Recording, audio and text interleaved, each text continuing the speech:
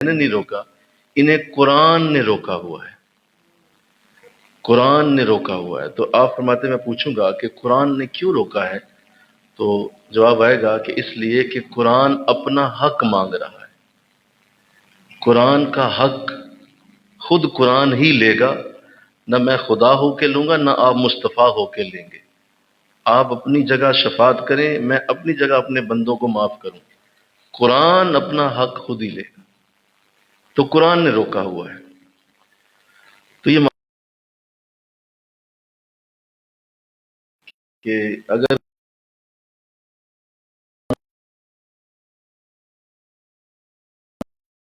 کا حق ادا نہ کیا، نہ کروں تو میں مجرم، بولیے نا، میں مجرم۔ آپ اپنے بچوں کا حق ادا نہ کریں، آپ مجرم۔ آپ اپنی بیوی کا حق ادا نہ کریں، آپ مجرم۔ آپ اپنے گھر والوں، دوستوں، عزیزوں کا حق ادا نہ کریں تو آپ قصوروار ہیں۔ وہ اپنا حق مانگیں گے، آج نہیں، آج دنیا میں تم حق مار لو، ٹھیک ہے، کسی بہن کا مار لیا، کسی بچے کا مار لیا، آپ نے کسی عزیز کا حق نہیں دیا، لیکن حشر میں تو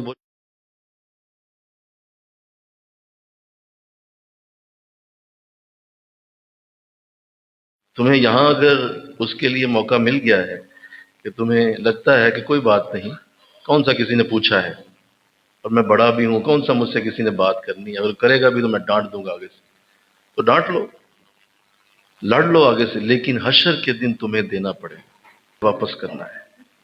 وہ ایک ایک دمڑی نکالی جائے گی، درم اور دینار، جو تم نے کسی کا لیا یا کسی بھی حق کو تم نے کسی کا مار لیا، اللہ جانے نہیں دے گا جب تک وہ حشر تمہارا میری طرف رکھیے۔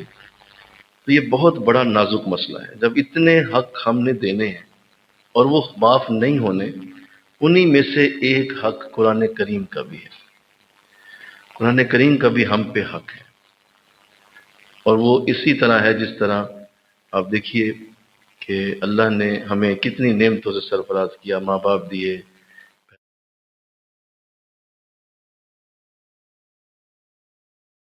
ہمیں اللہ نے دھڑکتا ہوا دل دیا، سننے کے لیے کان دیے، دیکھنے کو آنکھیں دی، کتنے خوبصورت ہمیں ہمارے پاس نعمتوں کے انداز ہیں، جس میں اللہ نے قرآن میں یوں بھی فرما کے حد فرمائی، وَإِن تَعُدُّوا نِعْمَةَ اللَّهِ لَا تُحْصُوهَا، کہ اگر تم میری نعمتوں کو گننا چاہو گے تم گن نہیں سکو گے، اتنی نعمتیں میں نے تمہارے اوپر اتاری۔ ایک عام شخص سے کہا جا رہا ہے جو بالکل اناڑی سا ہے، غیر تعلیم یافتہ ہے، قرآن بھی نہیں پڑھا ہوا، اس کو بھی کہا جا رہا ہے کہ اتنی نعمتیں ہیں تمہارے اوپر، ذرا گنو تو صحیح۔ اپنے بالوں سے شروع ہو جاؤ، ناک کے اندر سے شروع ہو جاؤ، کان کے پردوں سے شروع ہو جاؤ، آنکھوں کی پتوں سے شروع ہو جاؤ، ہمارے جسم کے اندر جو اعضاء ہیں، میدا لو، تمہارے آگے پیچھے دائیں بائیں جو ہم نے تمہارے لیے اعضاء رکھے ہیں، وہ کتنے اس کے اندر ہم نے اپنی محبتوں کے انداز چھپائے ہوئے، کتنی نعمتیں تمہیں دی، تم شمار نہیں کر سکتے۔ جب اتنی نعمتیں عام سی جو ان کا اللہ فرمایا شمار نہیں ہو سکتا، تو دو نعمتیں ایسی ہیں جن کا کسی طور بھی کسی نعمت سے مقابلہ نہیں ہے، ایک جان عالم صلی اللہ علیہ وسلم اور دوسرا قرآن پاک۔ یہ دو نعمتیں اللہ نے ہمیں ایسی دی ہیں جس کا کوئی جواب نہیں ہو سکتا۔ ماں باپ وصال کر گئے، چلو کوئی اور آپ سے پیار کر لے گا، بہن بھائی چلے گئے، کوئی اور بہن بھائی بن جائے گا، کوئی مال چلا گیا، مال پھر اللہ دے دے گا، صحت آگے پیچھے ہوگی پھر ٹھیک ہو جاؤ گے، یہ ساری چیزیں ریپلیسیبل ہیں، حضور اور قرآن ریپلیس نہیں کیا جا سکتا، یہ بدلاؤ نہیں کر سکتے آپ، ان کا بدلاؤ نہیں ہو سکتا۔ یہ دو نعمتیں، حضور کے حقوق کیا ہیں وہ تو میرا موضوع نہیں ہے، جب موقع آئے گا تو کبھی ان کی بات بھی کی جائے گی، لیکن آج میرے پیش نظر قرآن کے حقوق، قرآن کے ہم پہ حق ہیں جو دیے بغیر، میں نے ابھی حدیث سنائی اور وہ بھی بخاری شریف کی، کہ جس میں واضح کیا جا رہا ہے کہ قرآن کے حق نہیں دینے والے کو قرآن خود روک دے گا۔ ہمیں اس پہ سوچنا چاہیے انشاءاللہ۔ کہیے نا، یہ کوئی وہ تو نہیں ہے کہ آپ اس کو سن کے تو اس کو جو ہے وہ اگنور کر دیں اور کہتے ہیں یار چلو کوئی نہیں، مولوی صاحب ہیں کہتے رہتے ہیں، ظاہر انہوں نے جمعہ پڑھانا تھا، کوئی تو بات کرنی تھی، انہوں نے کر دیا ہے، میرا کیا جا رہا ہے؟ جی آپ کا ہی جا رہا ہے، آپ کا ہی جا رہا ہے، کیونکہ یہ آپ کے لیے ہی بات ہو رہی ہے کہ وہ حق دینا ہے، چاہے وہ کسی صورت بھی دیا جائے اسے دینا پڑے گا۔ تو جب اللہ کسی ماں کے حق کو، باپ کے حق کو نہیں چھوڑ رہا، بہن بھائی کے حق کو نہیں چھوڑ رہا، تیری بیوی کے حق کو نہیں چھوڑ رہا، تیرے دیگر جتنے بھی معاملات ہیں ان کے حقوق کو نہیں چھوڑا جا رہا، تو قرآن کے حق کو کیسے چھوڑ دے گا وہ؟ یہ چھوٹے چھوٹے حقوق ہے نا، بولو قرآن تو بہت بڑا ہے، یہ تو بہت چھوٹے حقوق ہیں، اللہ ان کے لیے بھی حشر میں تمہاری پیشی لگائے گا کہ جب تک معاملہ حل نہیں ہوگا تم آگے نہیں جا سکتے۔ ہاں جہاں تک حقوق اللہ کا تعلق ہے، نماز ہے، روزہ، حج، زکوٰۃ ہے، تو اس میں اللہ کی اپنی مرضی ہوگی۔ اللہ چاہے گا ٹھیک ہے بھائی نماز میں کمی بیشی ہے، اللہ کوئی اور چیز دیکھ کے ہو سکتا ہے اسے جانے دے کہ بھائی میری نماز تھی، میرے ساتھ تعلق تھا، نہیں تم نے پڑھی، چلو کوئی اور دیکھ لیتے ہیں معاملہ۔ روزے میں بھی ایسا ہو سکتا ہے کیونکہ اللہ کے اپنے حق ہیں، وہ چاہے تو معاف کر دے، لیکن جہاں اس کے حق ختم ہو کے بندوں پہ چلے جائے وہاں پہ اس کا کوئی معاملہ نہیں۔ اور جب بھی کوئی شخص آئے گا اللہ کی بارگاہ میں تو اللہ کی بارگاہ میں یہی جواب ہوگا کہ اس سے میرا تعلق ہی نہیں ہے، مجھے کیوں کہہ رہے ہو؟ جی وہ بندہ مجھے پکڑ رہا ہے حشر کے میدان میں، وہ مجھے آگے نہیں جانے دے رہا۔ کہا اس لیے نہیں جانے دے رہا، تو نے دنیا میں اس کا دینا تھا، تو جا اس سے معاملہ خود طے کر۔ وہ کہے گا مولا تو کیا کرے گا؟ میں تو میرے تو حق تیرے ساتھ اور انداز میں، وہ تیرا حق ادھر ہے بھائی، اس سے کے ساتھ طے کر۔ تو یہ اتنی نازک ترین بات ہے کہ بندوں کے حقوق کے لیے اللہ درمیان سے ہٹ جائے گا اور کہے گا تم نے خود کرنا ہے۔ تو قرآن کے لیے نہ حضور آئیں گے نہ اللہ آئے گا۔ بولو میں نے کیا کہا؟ کوئی بھی نہیں آئے، کوئی بھی نہیں آئے۔ حضور کی شفاعت قرآن کی ذریعے نہیں ہوگی، آپ دیگر معاملات میں شفاعت کریں گے، قرآن کے لیے حضور نہیں آئے۔ اللہ کی بارگاہ سے بھی اس کا جواب یہی آئے گا کہ قرآن خود صاحب مختار ہے، یہ خود مختار کل ہے، مل کے کہو پتا ہے، لہٰذا اس کو پوچھو۔ تو دیکھیے کیا حال ہے، اور امت کا اس وقت حال دیکھ لیں، اور قرآن سے دوری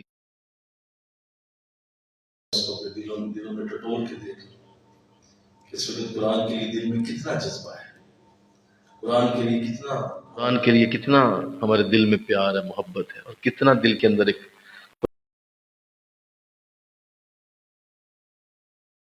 اتنا نازک مسئلہ کہ نہ حضور آئیں گے نہ اللہ آئے گا، قرآن خود ہی صاحب لے گا۔ تو اس کے لیے پھر سوچنا ہے، انشاءاللہ کہہ دیجیے اللہ توفیق دے۔ 4 قرآن کے حقوق ہیں جن کو ادا کیے بغیر قرآن نہیں جانے دے گا، وہ چاروں ہی ادا کرنے ہوں گے، کوئی ایک بھی رک گیا تو انسان اپنی ساری نیکیوں سمیت روک دیا جائے گا کہ تم نے قرآن کے چاروں حقوق ادا نہیں کیے۔ پہلا حق قرآن کا یہ ہے کہ قرآن پہ ایمان لایا جائے۔ کیا کیا جائے؟ قرآن پہ ایمان لایا جائے، قرآن کو ایمان کے ساتھ مان لیا جائے۔ اس کا مطلب سادہ سا نہیں ہے کہ اچھا ہم تو پہلے ہی قرآن کو مانتے ہیں، نہیں، یہ اتنے سے مراد نہیں ہے۔ یہ قرآن کا ماننا، قرآن پہ ایمان لانا یہ نہیں ہے کہ آپ سب یہ مانتے ہیں کہ ہم تو مانتے ہیں جی قرآن ہے، نہیں جی ایسا نہیں۔ اس سے مراد کچھ چیزیں ہیں۔ پہلی چیز یہ ہے کہ قرآن پہ ایمان کا مطلب یہ ہے کہ قرآن اللہ کی آخری کتاب ہے، اب اس کے بعد کوئی وحی نازل نہیں ہوگی، اس کے بعد کوئی بھی اللہ کا کلام نہیں اترے گا۔ یہ قرآن پہ ایمان کا پہلا جز ہے۔ دوسرا اس کے 30 ہی سپارے ہیں، 29 نہیں ہے، 31 بھی نہیں ہے، اور 40 تو بالکل بھی نہیں ہے۔ اس کے کتنے ہیں جی؟ 30 سپارے ہیں۔ اس پہ پورا ایمان رکھا جائے کہ یہ کسی صورت بھی اس سے کم یا زیادہ نہیں۔ تیسرا اس کا جز یہ ہے کہ قرآن کو اسی طرح مانا جائے جس طرح حضور علیہ السلام پہ اترا تھا، آج تک اس میں ایک حرف بھی نہیں بدلا۔ یہ 1400 سالوں سے اسی طرح ہے جس طرح اترا تھا، اور اس کی کوئی بھی زیر زبر پیش جزم کو دنیا میں کوئی طاقت نہ ہلا سکی ہے نہ ہلا سکے گی، کیونکہ اللہ نے اسے تورات کی طرح نہیں رکھا، اسے زبور کی طرح نہیں رکھا، اسے انجیل کی طرح نہیں رکھا جو دیگر جسمانی کتابیں تھیں، کہ اللہ نے فرمایا کہ جس پہ جو اتری ہے نبیوں خود سنبھالو۔ حضرت یحییٰ سے فرمایا خذل کتاب بقوہ، یا یحییٰ، اے یحییٰ کو خود پکڑ سنبھال اسے. تو جب تک تو یحییٰ موجود رہے تو آپ نے کتاب سنبھالی. جب مثال کر گئے اس کے بعد کتاب کا تیا پانچا ہو گیا، لوگوں نے بدل دی. تو نبیوں کو خود کہا گیا کہ اپنی کتابیں سنبھالیں، لیکن جب قرآن کی باری آئی تو کسی نبی کی ڈیوٹی نہیں لگائی. انا نحن نزلنا الذکر وانا لہ لحافظون، ہم نے ہی اس قرآن کو اتارا ہے اور ہم خود اس کی حفاظت کرنے والے ہیں. اس کی حفاظت کسی کے ذمہ نہیں ہے، یہ خود خدا خود فرما رہا ہے، ہم ہی اس کی حفاظت کرنے والے. اللہ، اس کے لیے اللہ نے کیا نظام بنایا، بے حد و حساب حفاظ دنیا میں پیدا کیے، علماء پیدا ہوئے، قاری پیدا ہوئے جو قرآن پڑھتے ہیں، سنتے ہیں، یاد کرتے ہیں، اس کی ترویج کرتے ہیں. لہذا قرآن ان کے ذریعے محفوظ ہے، کسی صورت بھی قرآن کو ضائع کرنا ممکن نہیں ہے. آپ یوں کریں نا، کوئی بدبخت ایسا ہے دنیا میں کہ وہ پوری دنیا سے قرآن کے نسخے اٹھائے، انہیں جلا دے یا دریا میں پھینک دے یا سمندر میں گرا دے، اور ایسی کوئی معاملہ بنے کہ پوری دنیا سے ایسے کوئی بدبخت مقبران ہو کہ ویسا کر بھی دے، بالفرض یہ سارے نسخے، یہ میرے ہاتھ میں جو قرآن ہے، یہ سارے نسخے ختم بھی ہو جائیں تو بھی اللہ سینوں میں قرآن کو محفوظ رکھے. حفاظ پھر بولیں گے اور بول کے دوبارہ لکھوا دیں گے کہ قرآن کی آیتیں یہ اللہ نے دلوں کے اندر سے محفوظ کر دیا. کتنے کو سینے مارو گے، کتنے کو قتل کرو گے، کتنے کو لوگوں کو ختم کرو گے، کتنے کو آپس قتل کر دو گے، ممکن نہیں. اس لیے قرآن کی حفاظت اللہ نے خود اپنے ذمہ لی. اس کا کوئی زیر زبر پیش جزم ہلائی نہیں جا سکتی.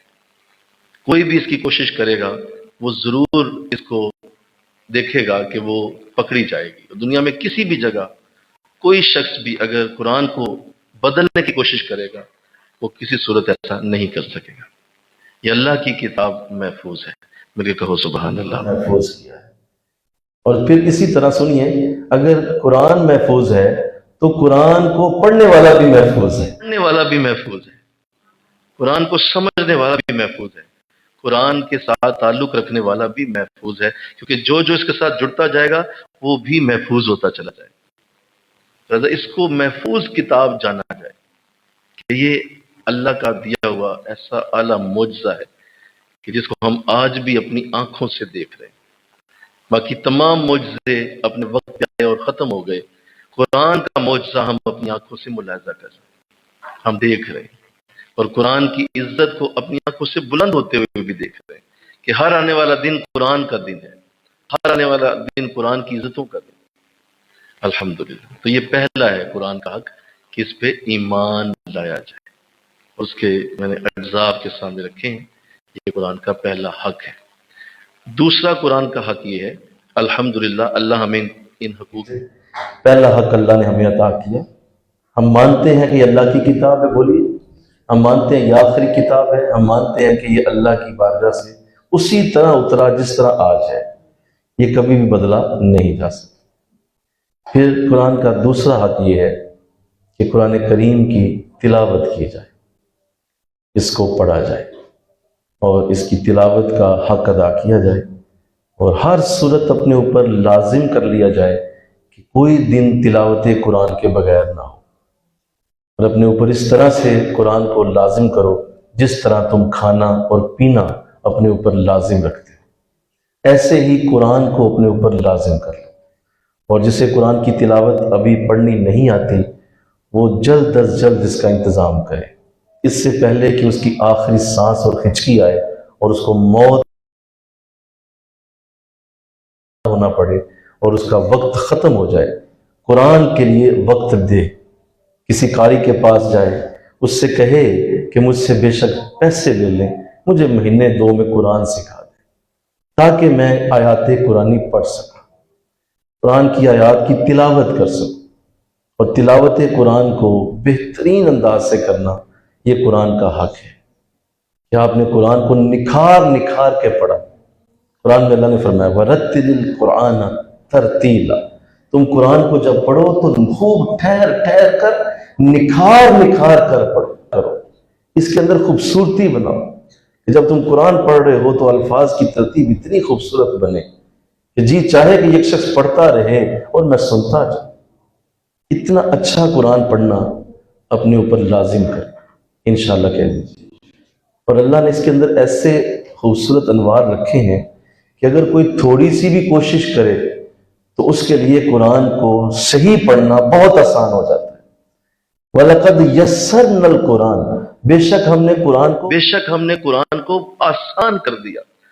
فہل میں مدکر، تو ہے کوئی کہ اب آ کے اس کی طرف تلاوت کرے، اس کی طرف آئے، اس کی طرف پلٹے؟ ہے کوئی؟ ہم نے بڑا آسان کر دیا۔ لہذا تلاوت قرآن کو اپنے اوپر لازم کیا جائے۔ آج جو سستی نظر آتی ہے اس پہ دل خون کے آنسو روتا ہے، اس پہ دل رو رو کے اب تو خون کے آنسو بھی ختم ہو گئے۔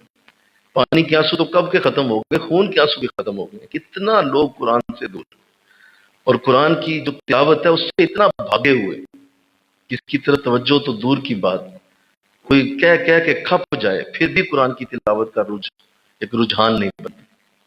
تو اللہ اس سے محفوظ کرے، آمین کہیے۔ اپنے اندر شوق پیدا کیجئے قرآن کی تلاوت۔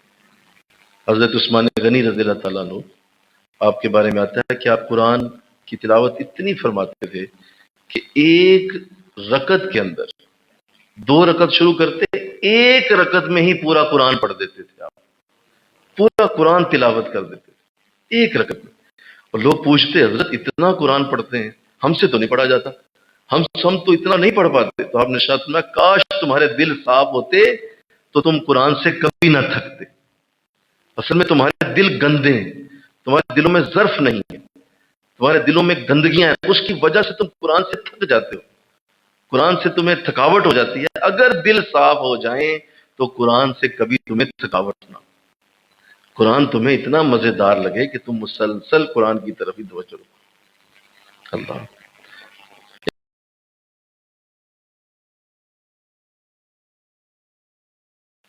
راستے میں انہوں نے قرآن شروع کر دیا۔ اس وقت اونٹوں کا سفر تھا، اونٹوں کے سفر پہ مدینہ کی طرف جاتے تھے لوگ تو تقریباً 8 دن لگ جاتے تھے، 8 دن اور 8 راتیں، تو لمبا سفر ہوتا، اونٹ چل رہا ہوتا۔ تو انہوں نے جو ہی اونٹ کا سفر شروع ہوا انہوں نے قرآن کی تلاوت شروع کر دی۔ جب 8 دن بعد مدینہ پہنچے تو 16 مرتبہ قرآن ختم کر چکے تھے، ایک قرآن دن میں، ایک قرآن رات۔ اتنی تلاوت کا شغف لوگوں کو ہوتا تھا، تلاوت قرآن اتنی محبت سے کی جاتی تھی۔ آج لوگوں نے قرآن کو پس پش ڈال دیا اور اس عظیم کتاب کو بالکل معمولی سمجھ لیا گیا، اور موت اور کلوں پہ اوپر اور قدسموں پہ، اور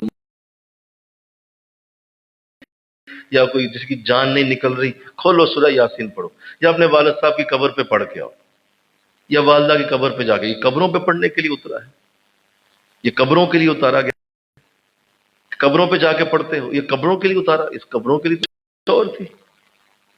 تو اللہ نے اور فضل دیے، لیکن بشر کیا وہ آپ کے سامنے ہے۔ تو یہ پہلا حق۔ دوسرا حق ہے قرآن کا کہ اس کی تلاوت میں کبھی بھی سستی نہ کی جائے، اور اپنے جو آپ دن میں کرتے ہیں، آج صبح آپ اٹھے، آپ نے ناشتہ کیا، آپ اپنے کاروبار پہ نکلے، آپ نے اپنی مزدوری کی، اس کے بعد آپ گھر آ گئے، گھر آ کے پھر آپ نے کھانے شانے کھائے، بچوں میں بیٹھے، اس کے بعد جو آپ کی روٹین تھی بھی کیا اور سو گئے۔ اس روٹین میں قرآن کا بھی ایک اس کے اندر نقطہ ایڈ کریں کہ میرا یہ وقت قرآن کے لیے ہے، یہ میرا ٹائم اب قرآن کا آ گیا، بھائی اٹھیے اب قرآن شروع کر دیجیے۔ جس طرح کھانے کا ٹائم آیا کھانے پہ بیٹھ گئے، جاب کا ٹائم آیا جاب پہ چلے گئے، دکان کا ٹائم آیا دکان، تو قرآن کا ٹائم کہاں ہے؟ قرآن کے لیے وقت کدھر ہے؟ اس کا علیحدہ سے انتظام کیوں نہیں ہے؟ یہ ہے وہ کمزوری جس سے ہم مار کھا رہے ہیں۔ اللہ اس سے ہمیں معاف کر دے، آمین کہو۔ اللہ اس پہ ہمیں معاف کر دے کہ ہم اپنے دن میں وہ وقت بھی ڈیسائیڈ کریں کہ جو قرآن کا ٹائم ہے، اور اس کو قرآن کے ٹائم پہ وہ ہونا چاہیے۔ بھائی قرآن کا ٹائم آ گیا، اٹھیے قرآن شروع کیجیے، جو بھی آپ کا ٹائم ہے، 6 بجے ہے، شام ہے، 8 بجے ہے، 10 بجے، بھائی قرآن کا ٹائم میں نے رکھا ہوا ہے، یہ قرآن ہے۔ اللہ کی توفیق دے انشاءاللہ۔ اور یہ تلاوت قرآن، اللہ آقا اسلام نے ارشاد فرمایا کہ جب کوئی قرآن کی تلاوت کرتا ہے، اللہ اتنی شوق سے قرآن پڑھنے والے کی تلاوت سنتا ہے کہ میرا بندہ میرا کلام پڑھ رہا ہے، اور اس کلام کے شوق کو جب وہ سنتا ہے تو اس کے اوپر رحمتوں کا اترنا یقینی ہو جاتا ہے۔ بتائیے، ایک جملہ ہے کہ بڑوں سے جب بات ہوتی ہے نا، آپ کسی بڑے سے جب بات کرتے ہیں، سنیں ذرا دھیان سے، جب آپ کسی بڑے سے بات کرتے ہیں تو دیکھیے آپ کے انداز کیا ہوتے ہیں، ذرا بتائیے نا کیا انداز ہوتے ہیں۔ آپ والد صاحب سے بات کریں، ادب سے کریں گے؟ بولیے ذرا، سارے بولیے۔ والد صاحب سے ہو رہی ہے نا بات تو ادب سے ہوگی۔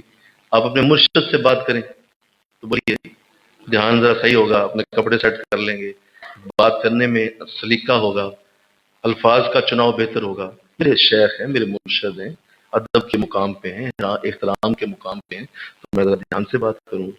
اسی طرح اگر آپ غور کریں، موقع دے حضور علیہ السلام سے بات کرنے کا، انشاءاللہ کہو نا، تو جب کوئی موقع حضور سے بات تو کیا ہوگا، کتنا دھیان ہوگا، کتنا الفاظ کا چناؤ ہوگا کہ میرا اللہ کے نبی سے بات کرنے کا انداز، اور بات ہو رہی ہے میری حضور سے۔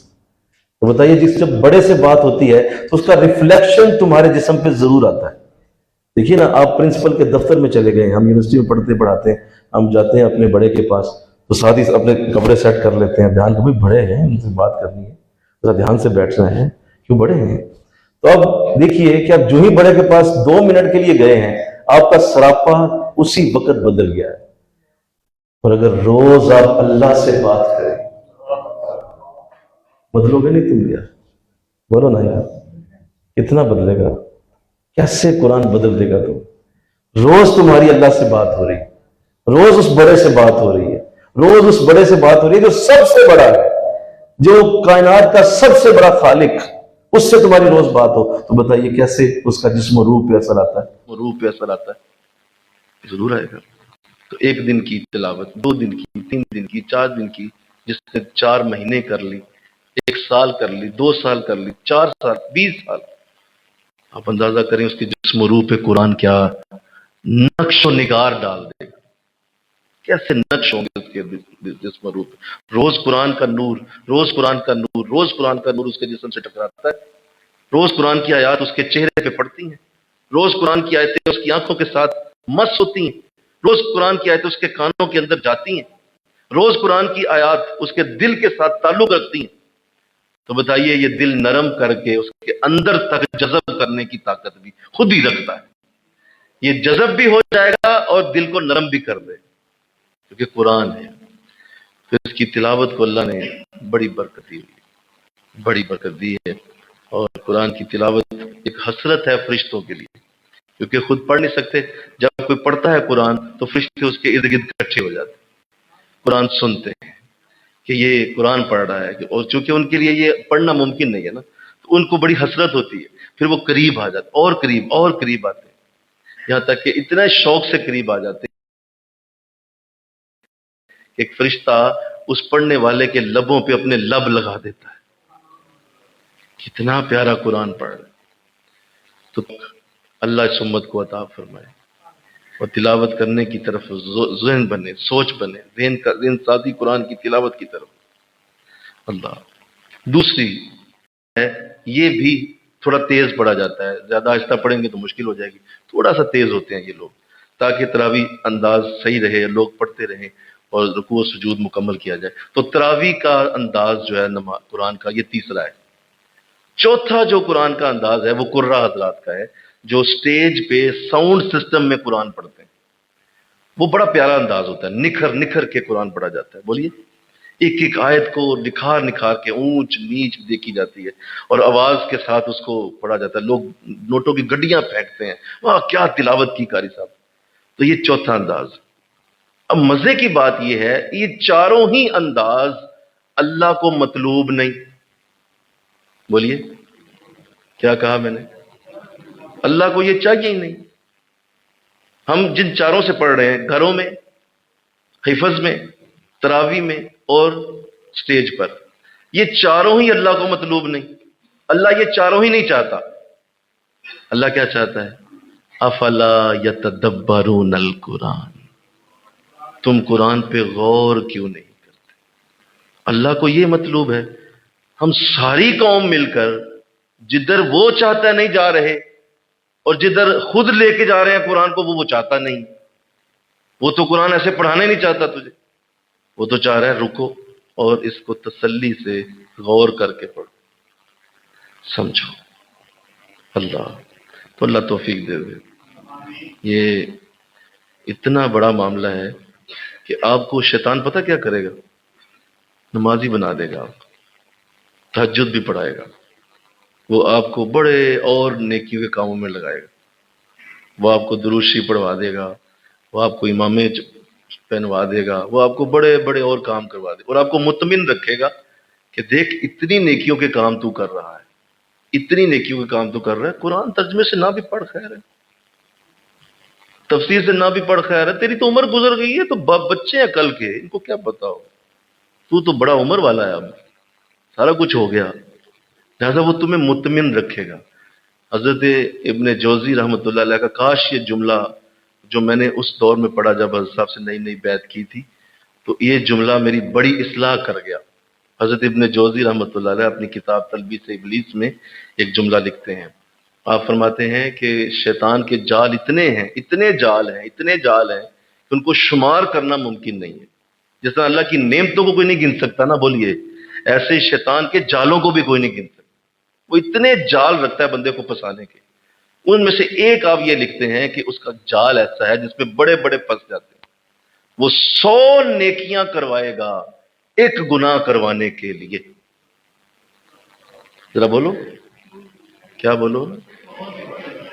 خود کروائے گا، ہاتھ پکڑ کے تجھے مستق تک چھوڑ کے آئے گا، ہاتھ پکڑ کے تیری داڑھی رکھوائے گا، ہاتھ پکڑ کے تجھے تسبیح پڑھوائے گا، ہاتھ پکڑ کے تجھے نیکی کروائے گا، اور کہے گا کرتا جا کرتا جا. اور آپ اس ذوم میں ہوں گے کہ میں تو بہت نیک آدمی ہوں، حالانکہ وہ اس کے بعد تم سے گناہ کرانا چاہتا ہے. اس نیکی کے بعد تجھ سے گناہ کروا دے گا، جس سے وہ 100 نیکیاں بھی جل کے راکھ ہو جائیں گی اور ساتھ وہ گناہ گار بھی تو ہو جائے. تو اس جملے نے میری بڑی اصلاح کی کہ وہ خود کراتا ہے نیکی کے کام کہ بندہ اسی میں الجھا رہے اور اسی میں بیٹھا رہے، اسی کے اندر رہے اور خوش ہوتا رہے کہ میرے پاس تو بہت کچھ ہے. اور قرآن ترجمے اور تفسیر سے پڑھنا اسے یاد ہی نہ آئے کہ یہ بھی کوئی چیز ہوتی ہے، یہ بھی کوئی اللہ کا احسان ہے، یہ بھی کوئی اللہ کا کرم ہے. وہ کوئی بات نہیں، میں نماز پڑھتا ہوں بھائی. اور وہ بڑا مطمئن رکھے گا. اور حشر کے دن میں نے ابھی بخاری شریف کی حدیث آپ کے سامنے رکھی کہ قرآن پورا ایک امت حضور کی گروہ حضور کا روک لے گا جنت میں جانے سے، اور وہ کہے گا میرا حق دو. وہاں یہ نمازی صاحب پکڑے جائیں گے، وہاں یہ تہجد گزار صاحب پکڑے جائیں گے، وہاں یہ درود شریف پڑھنے والا پکڑا جائے گا، وہاں یہ کہنے والا میں عاشق رسول پکڑا جائے گا، وہاں یہ میلادیہ پکڑا جائے گا. میلاد منا کے بڑے خوش ہوتے پھرتے ہیں اور بہت خوشی بناتے پھرتے ہیں. ان سے پوچھ لیں کہ بھائی آپ نے قرآن بھی کبھی پڑھا ہے؟ ان سے پوچھ لیں کہ آپ نے کبھی قرآن کا بھی آپ نے کوئی درک ہے آپ کے پاس؟ سورہ اخلاص کیا کرتی؟ جی میں تو ہر سال اتنی دیگیں میلاد شریف کی پکاتا ہوں. میں میلاد شریف کا منکر نہیں ہوں، لیکن آپ میلاد منا رہے ہیں، جس میلادی نبی کا ذکر ہے قرآن میں وہ قرآن تو پڑھا نہیں آپ نے. جس نبی کی شانیں قرآن میں لکھی ہیں وہ تو آپ نے پڑھا نہیں ہے، تو میلاد شریف آپ کو کیا دے گا؟ تو ذرا سیدھے رستے پہ آئیے انشاءاللہ. بولیے نا، ذرا سارے بولیے نا، سیدھا رستہ دیکھیے. کیا ہے؟ قرآن ہے. قرآن ہے تو سب کچھ ہے. اگر قرآن ہی موجود نہیں ہے یہ سارا کچھ کیا کرے گا؟ اور وہ حضور کی حدیث کہہ رہی ہے وہاں سارے روک دیے جائیں گے.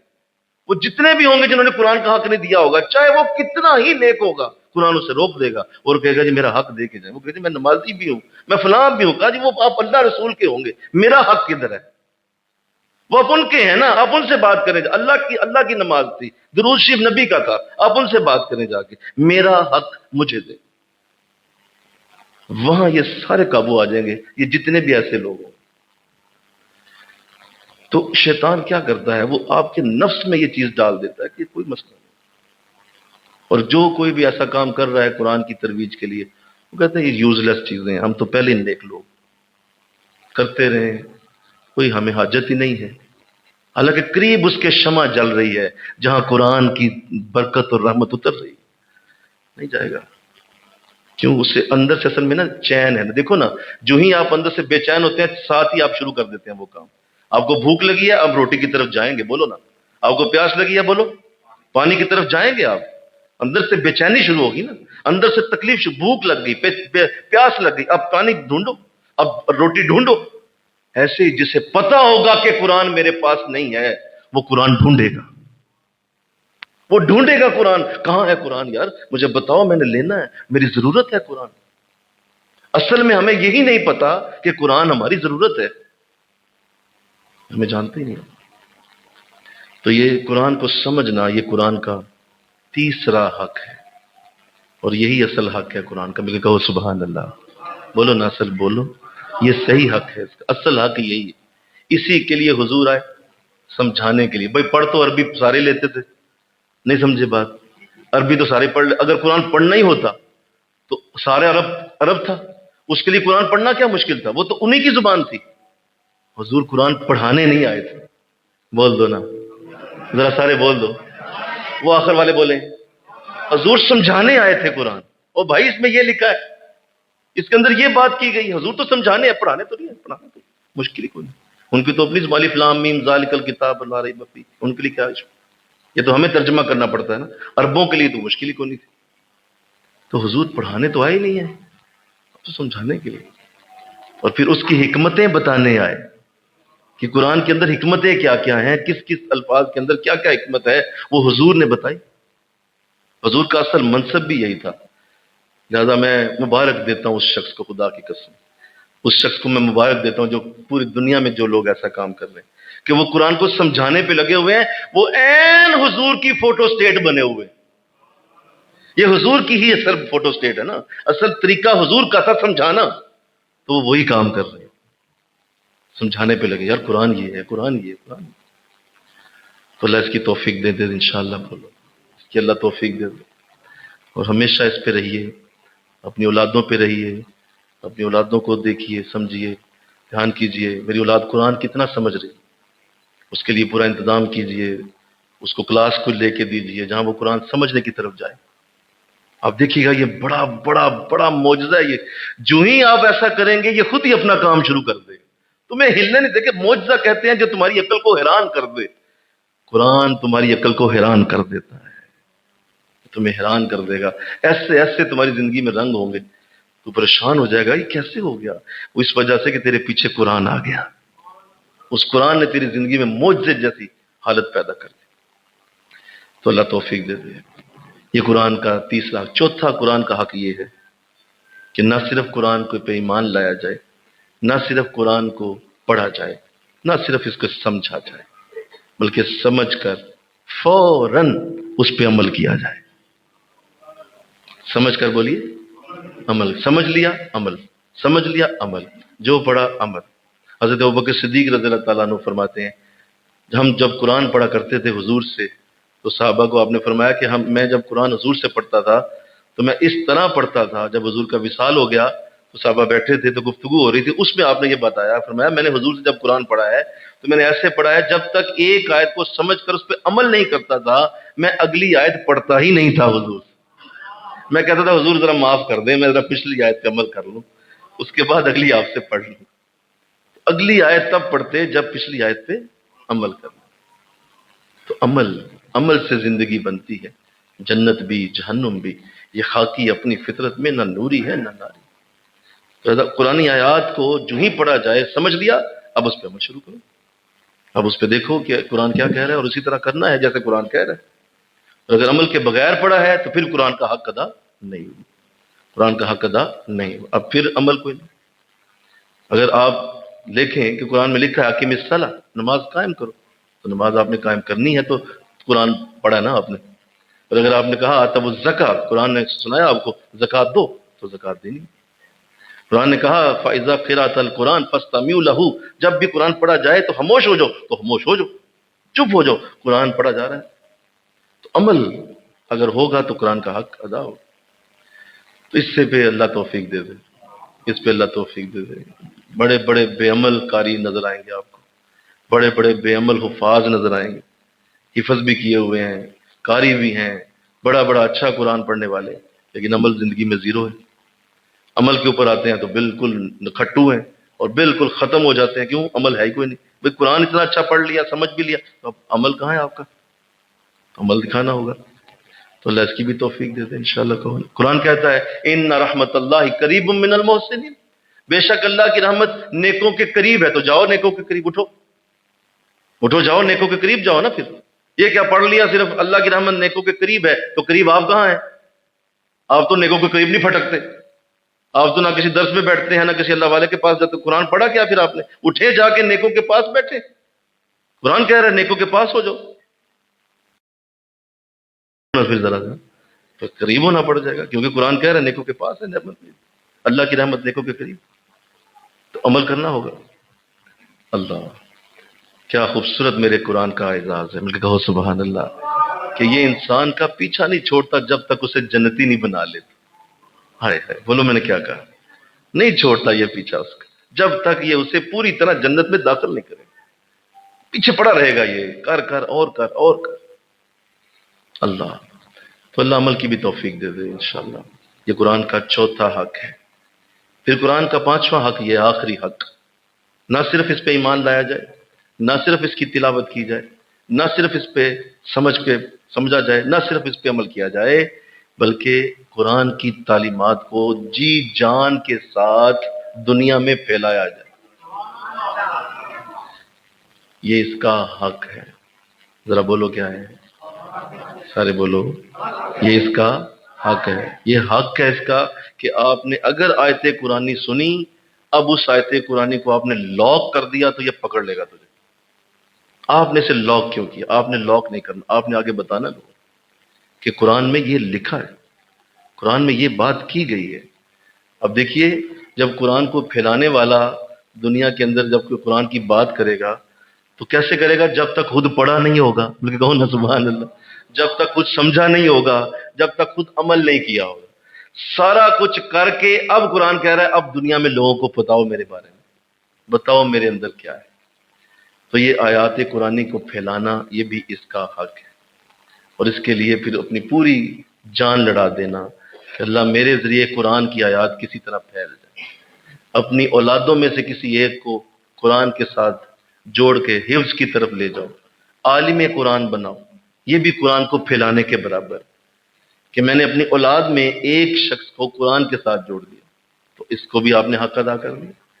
اسی طرح جہاں آپ کا کوئی بھی ٹھکانہ ہے اس جگہ پہ کوئی قرآن کی کوئی شے شروع کریں، وہاں قرآن کا پڑھانا شروع کر دیں، چھوٹا سا مدرسہ بنا لیں، چھوٹا سا اپنے کمرے میں کوئی کام شروع کر، قرآن کے لیے کچھ شروع کر دیں کہ یہاں آئیں اور قرآن کا کوئی کام ہو تاکہ قرآن پھیلے۔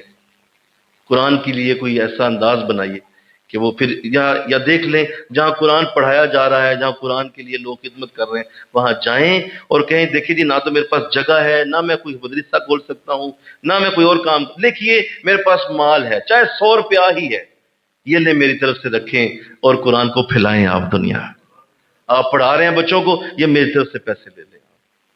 وہ خدمت بھی اسی طرح ہوگی جیسے تم نے قرآن پھیلانے میں اپنا حق ادا کر دیا۔ جائیے اور قرآن کے سینٹروں کی خدمت کیجیے، جائیے قرآن کے سینٹروں کے پاس پیسہ جمع کرائیے، جائیے وہاں جا کے خود پیش کیجیے۔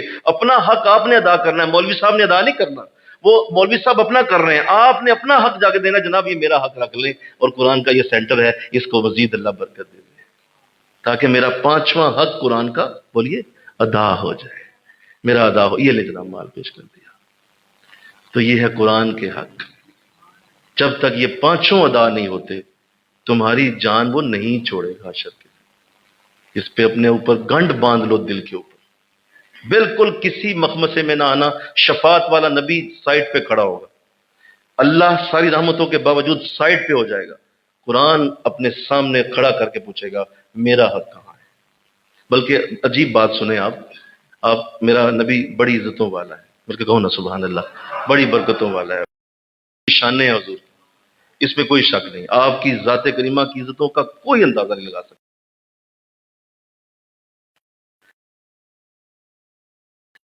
اور اس قدر بڑی ذات ہے کے بارے میں آپ سے لکھا ہے قرآن میں، اللہ نے ان الفاظ کو لکھا کہ میرا نبی تو قرآن کے لیے جب بولے گا تو کیا بولے گا۔ حضور ہمارے لیے جب قرآن کی بات کریں گے وہاں تو یہ کہیں گے اے مولا یہ میری وہ قوم ہے جس نے قرآن چھوڑ دیا تھا، ہماری شکایت لگائی جائے گی. حضور شکایت لگانے والے ہیں نہیں، آپ کا یہ انداز نہیں ہے. نہ آپ کبھی کسی چیز کی شکایت کرتے ہیں، نہ کرنے والے ہیں، نہ آپ کو اللہ نے ایسا بنایا ہے. لیکن قرآن اتنا بڑا ہے کہ حضور اپنی قوم کی شکایت وہاں بھی کرتے ہیں کہ مولا یہ میری وہ امت ہے جو قرآن سے بھاگ گئی تھی، قرآن سے دور ہو گئی. حضور بھی ہماری شکایت کر دیں، بتائیں ہمارا بچے گا کیا؟ بولو نا. اب وہ ان لوگوں کا پوچھو نا جنہوں نے نہیں کیا قرآن کا کوئی بندوبست، بتائیے وہ کس طرح بچیں گے جب نبی کی شکایت بھی ان کے لیے آ گئی. تو بتائیے بچا ہمارے پاس آخری سہارا ہمارا رسول ہی تھا نا. بول دو نا ذرا، آخری سہارا تو حضور ہی تھے نا. جب وہ بھی شکایت کر رہے ہیں تو رہ کیا گیا؟ ختم ہو گئی بات. تو کیوں ہم لگے ہوئے ہیں؟ کیوں یہ دنیا میں قرآن کے قافلے چل رہے ہیں؟ کیوں یہ دنیا میں لوگ قرآن کی طرف؟ وہ بے وقوف ہے سارے، انہیں پتہ ہے کہ یہ اتنا مسئلہ بڑا ہو جائے گا، حضور بھی شکایت کر دیں.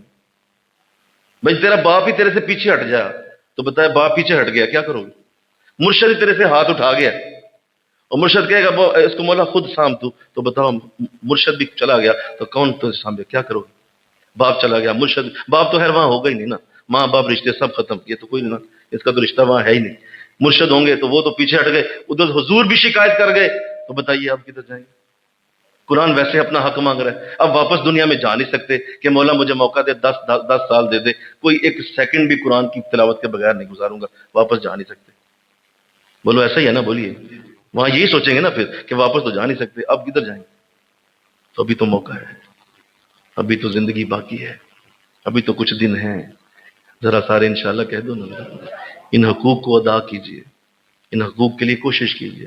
اور آپ میں سے جس میں ہاتھ تو نہیں اٹھاؤں گا کیونکہ ظاہر بےزتی ہو جائے گی، مناسب نہیں لگتا، عزت ہے سب کی. میں اگر یہاں ہاتھ اٹھاؤں کہ اللہ کی قسم اٹھا کے ہاتھ اٹھاؤ کہ جس نے قرآن کو ترجمے سے نہیں پڑھا، تو مجھے لگتا ہے کہ شاید پورا مجمع ہاتھ اٹھا.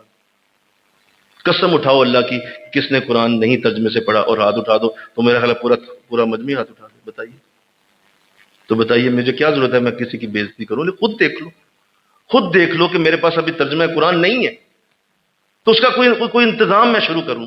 کیوں میں لوگوں کے سامنے کسی کو ننگا کروں؟ مجھے کیا پڑے؟ خود دیکھ لیں آپ کہ آپ کے پاس ترجمہ قرآن ابھی نہیں ہے اور اس کے لیے آپ کوشش بھی نہیں کر رہے، تو کب کریں گے؟ کس وقت کریں گے؟ تو آئیے آج اپنے دل سے ارادہ تو کیجیے انشاءاللہ. آج دل سے ارادہ کیجیے، دل سے ارادہ کیجیے. جو میری اس تقریر کو آخری تقریر سن انشاءاللہ بولیے اس کو اب دل میں کہہ دیں یار اس کے بعد اب کسی سے بات نہیں سننی، ہو گئی گل ختم. بتا دیا انہوں نے سارا کچھ، اور اب کس سے سنو جا کے؟ ختم ہو گئی گل. میری تقریر کو آخری تقریر سمجھ کر اس پہ اب عمل شروع کریں انشاءاللہ. خود شروع کریں، ترجمہ قرآن لے کے آئیں اور شروع کر دیں، پڑھنا شروع کر دیں اور پوری اپنی اس پہ جان لڑا دیں، محنت شروع کر دیں. میں نے جس کو یہ سمجھایا، میری اہلیہ ایک دن بیٹھی ہوئی تھی، ترجمہ قرآن پڑھتی رہتی ہیں وہ، ماشاءاللہ ان کے کافی پارے ہو گئے ہیں. میں نے ایک دن پوچھ لیا، میں نے کہا کہاں تک پہنچے ہیں؟ کہتے جی ابھی یہ 4-5 سالوں میں یہ 12 سپارے ہوئے. تو میں نے کہا کب سے شروع کیا؟ ایک دن آپ نے ایسی گفتگو کی، میں سن لیا، اس کے بعد زندگی میں دوبارہ سوچا نہیں کبھی قرآن ترجمے کے بغیر پڑھوں.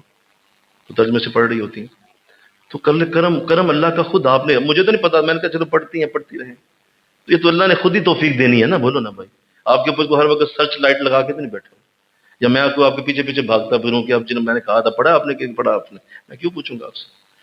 اللہ پوچھے، رسول پوچھے، قرآن پوچھے. تو آئیے اللہ توفیق دے دے اور مجھے آپ کو سعادت ملے. قرآن آسان کورس کی بہاریں ابھی بھی جاری ہیں اور میں دیکھ رہا ہوں کہ آپ میں سے بہت سارے لوگ اس میں نہیں آتے ہیں. اللہ کرے کہ وہ وقت آپ کہیں اور جاتے ہوں.